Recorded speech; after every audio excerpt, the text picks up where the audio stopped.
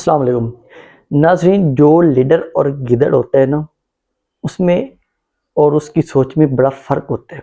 जो लीडर होता है उसकी सोच बड़ी लंबी और दानिशमंदाना सोच होती है, और जो बुज़दिल और गिदड़ लोग होते हैं, गिदड़ की जैसी नेचर होती है, वो बड़े मकार और सिर्फ छोटे से मकसद के लिए उनकी कोशिश होती है।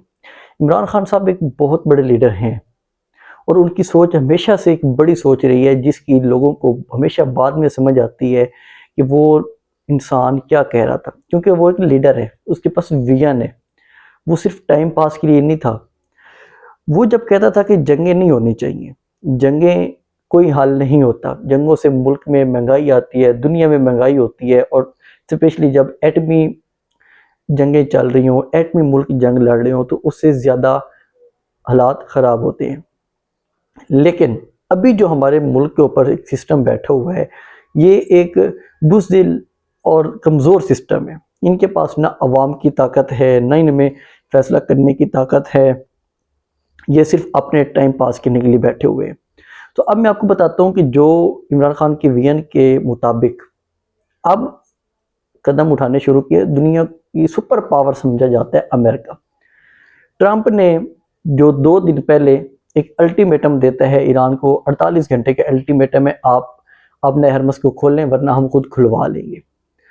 आज जब टाइमलाइन ख़त्म होने वाली थी, उससे पहले वो एक बयान देता है कि मैंने 5 दिन के लिए अपने तमाम सिस्टम को रोक दिया कि अब आप लोगों ने हमले नहीं करने। अब इसके पीछे वजह क्या थी? वजह जो ट्रंप के बकौल है वो बताता है कि हमारे मुज़ाकरात चल रहे हैं, लेकिन ट्रंप हमेशा दोगली पॉलिसी इस्तेमाल कर रहे हैं। ये दोगले कहते थे पाकिस्तान को, लेकिन अब ये दोगली पॉलिसी खुद इस्तेमाल कर रहे हैं। वो किस तरह? ताकि ये जो एक क्राइसिस आया हुआ है, कीमतें ऊपर गई हुई हैं, पूरे दुनिया एक इस जंग से इफ़ेक्ट हो रही है, वो किस तरह कंट्रोल हो जाए। जब ट्रंप ये झूठ बोलता है कि हमने जंग ख़त्म कर दी है या पोस्टपोन कर दी है, तो साथ ही ऑयल की प्राइसेस क्रैश कर जाती हैं।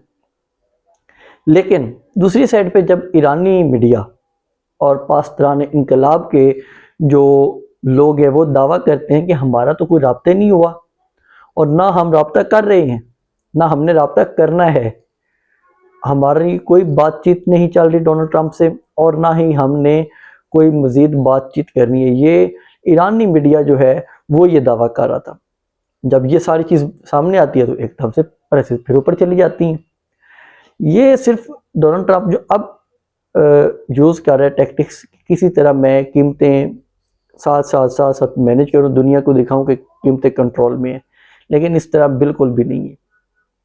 जब बातचीत होगी तो दोनों साइडें आके बताएंगी कि हमारी बातचीत हो रही है। ये नहीं होगा कि एक साइड बताएगी कि हमारी बातचीत हो रही है, ट्रैप करेंगे और उसके बाद फिर अटैक कर देंगे। तो ये पॉलिसी एक बड़े अरसे से अमेरिका चला रहा है, वो हर किसी के साथ ये पॉलिसी चलाते हैं। ईरान के साथ जून 25 में मुज़ाकरात हो रहे हैं जी, अटैक हो जाते हैं, आके B2 बम्बार आके अटैक करके चले जाते हैं। अभी फरवरी 26 में फिर मुज़ाकरात हो रहे थे, आगे उसने अटैक किया और पूरी शहीद करके, उनकी लीडरशिप को शहीद करके चला गया। ईरान कहता है अब हम इस ट्रैप पे नहीं आने वाले। ये जो धोखेबाज लोग होते हैं, जो छोटी सोच के लोग होते हैं, ये उनका तरीकाकार होता है। पाकिस्तान में भी यही तरीकाकार लागू करते थे इमरान खान साहब के ऊपर लोग कि हाँ जी आएंगे, हम आपके साथ मुज़ाकरात करते हैं, आप एहतजाज मुलतवी कर दें, और फिर ट्रैप करके फिर निकल जाते थे। जब इमरान खान साहब डेट्स ले रहे थे, इलेक्शन की डेट्स जो उन्होंने असम्बलियाँ तहलील की थी उनके हवाले से। तो ये एक तरीकाकार होता है ट्रैप करने का, जो बंदा झूठा हो और जिसके पास कोई विजन हो, सिर्फ उसने टाइम पास करना हो।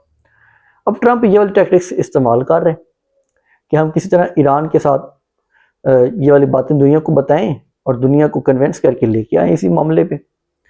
दूसरी साइड पे जो ईरान की अपडेट्स हैं, जो ईरान अपडेट्स हैं। अच्छा, अगर आप अभी तक हमारे साथ जुड़े हुए हैं तो चैनल को सब्सक्राइब कर लें और वीडियो मुकम्मल देखें। अब मैं आपको ईरान की बात बताता हूँ। जो ईरान है वो क्लेम कर रहा है कि हमारी जो साइट्स हैं, न्यूक्लियर साइट्स हैं, उनके ऊपर अटैक किया है अमेरिका ने आज सुबह। वो कहते हैं कि अटैक करने के बाद अमेरिका या डोनाल्ड ट्रंप उसने ट्वीट कर दी है।